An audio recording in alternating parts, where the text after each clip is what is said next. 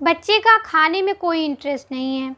बहुत सारे बच्चे के साथ ऐसा होता है, बहुत सारे कमेंट्स आते हैं मेरे पास पेरेंट्स लोगों के कि मैम मेरा बच्चा खाना नहीं खाता है या खाने में कोई इंटरेस्ट नहीं दिखाता है। तो इसके लिए क्या करना चाहिए? तो पहले तो कुछ कारण हो सकते हैं जिसकी वजह से बच्चा खाना नहीं खा रहा है या खाने में कोई इंटरेस्ट नहीं दिखा रहा है। उस कारण में से जो सबसे पहला और मेन कारण होता है, वो होता है बच्चे का दूध।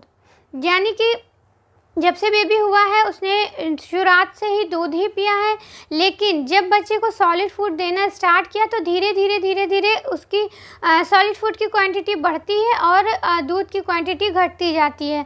लेकिन बहुत सी जो मदर होती हैं वो समझ नहीं पाती हैं और वो पहले की तरह ही दूध देती रहती हैं और बच्चे का जब पेट दूध से ही भरा रहेगा तो वो खाना सही से नहीं खा पाएगा। तो जब आप शुरुआत में नहीं करना है कि आपने 6 मंथ से ही सॉलिड फूड देना शुरू किया, बस एकदम से बच्चे का दूध छुड़ा देंगी, लेकिन आपको धीरे-धीरे जैसे-जैसे 2-3 महीना बढ़ता है, धीरे-धीरे आपको इस चीज़ में चेंज करना है कि बच्चे का जो खाने का टाइम है उसको आप खाना ही दीजिए और धीरे-धीरे दूध को आप कम करिए, उसका टाइम चेंज करिए, ये आपको धीरे-धीरे करना है। उसके अलावा जो दूसरी दिक्कत होती है उसमें होता है बच्चे का लीवर कमज़ोर होना। अगर बच्चे का लीवर प्रॉपर तरीके से वर्क नहीं कर पा रहा है, कमज़ोर है, तो ऐसे में भी बच्चे को भूख बहुत कम लगती है, बच्चा सही से खाना नहीं खा पाता है। कई बार लीवर क्यों कमज़ोर हो जाता है? कई बार इसकी वजह होती है कि बच्चा बहुत ज़्यादा बीमार पड़ा है शुरुआत से और बच्चे को बहुत ज़्यादा एंटीबायोटिक दी गई है।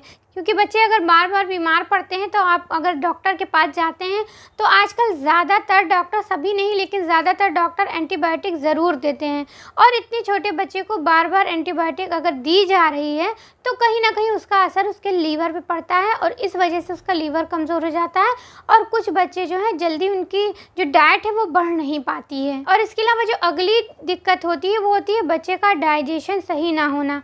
अगर बच्चे का डाइजेशन सही नहीं है, बच्चे को अगर कब्ज़ रहता है तो भी बच्चा सही से खाना नहीं खाएगा, उसको भूख सही से नहीं लगेगी। और अगर बच्चे को बार-बार पॉटी होती है, जैसे वो कुछ खा रहा है वैसे पॉटी हो जा रही है, इसका मतलब बच्चे का डाइजेशन नहीं सही है।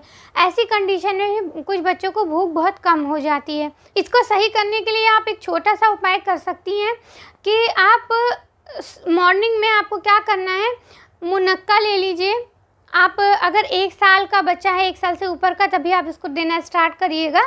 तो अगर 1 साल से ऊपर का बच्चा है, उसके कई दाँत आ गए हैं, तो आपको ऐसा करना है कि मुनक्का, उसको 2 मुनक्का आप दे सकती हैं। इसी तरह से अगर 2 साल का बच्चा है तो आप 3 मुनक्का ले लीजिए। इसी तरह से उसकी क्वांटिटी आप बढ़ा सकती हैं।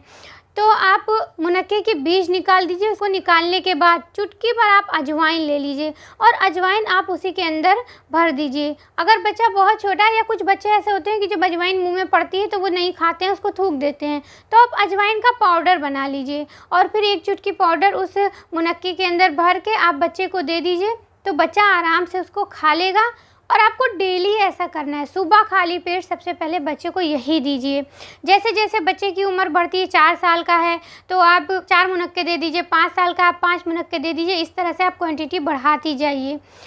तो जब आप डेली 2 से 3 महीने तक इसको देंगी तो बच्चे का डाइजेशन भी सही होगा, बच्चे का लीवर भी सही से काम करेगा और बच्चे की भूख बढ़ने लगेगी।